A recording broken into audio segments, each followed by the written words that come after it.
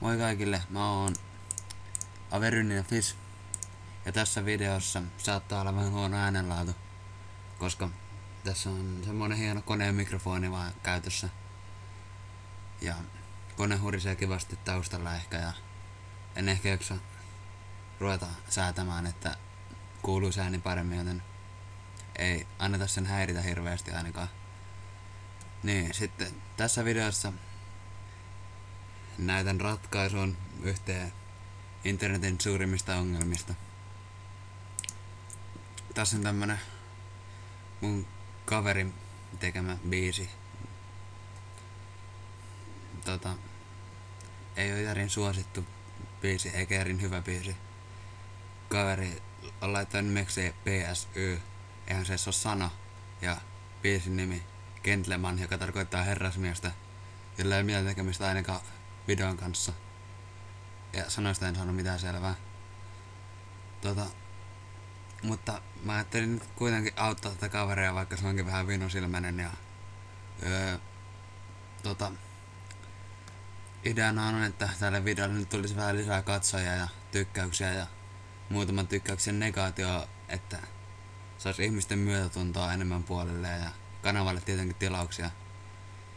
Sitä varten mä vietin vähän aikaa elämästäni koodaten tämmöstä pientä ohjelmaa.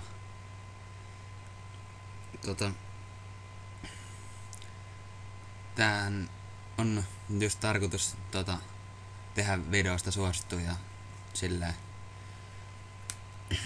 En nyt paneudu tän koodin toimintaa tarkemmin, tää on aika iso projekti.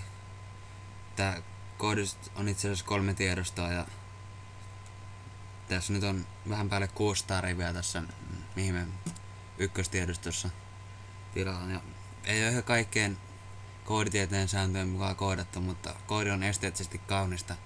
Nauttikaapas tästä hetken aikaa tästä mine-funktiosta sillä aikaa kun mä hörppään kahvia mun hienosta kahvikupista.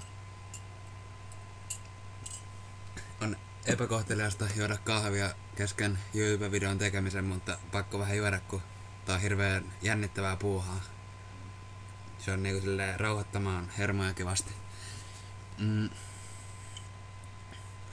Niin,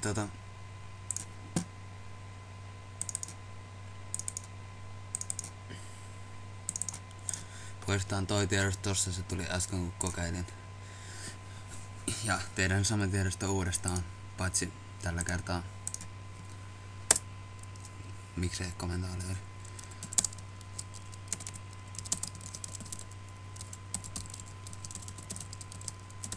Joo, mennään tänne kansioon.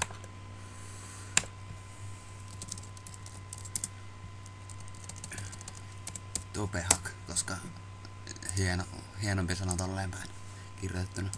Sitten käännetään toi koodi.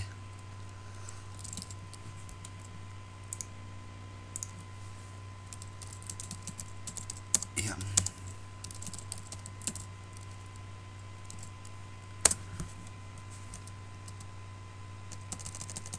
pistetty viivan paikalle tietenkin. Noin. Nyt tää ohjelma ilmestyi tänne ihan tyhjästä. Aika taikuutta. Sitten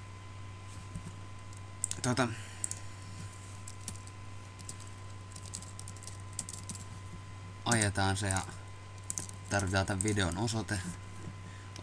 Väärä. Noin.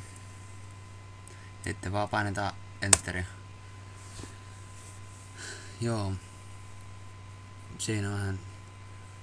Tosta pitää sanoa sen verran, että kun tää ohjelma nyt puhuu montaa kieltä, niin voitte varmaan pääsen Hollywoodiin, kun mä teen ohjelmaa, joka saa puhua monta eri kieltä. Joo, siinä se nyt aika nopeasti teki tän valmiiksi. Sitten vaan katsotaan, mitä kävi. Joo, näköjään toimii ihan hyvin.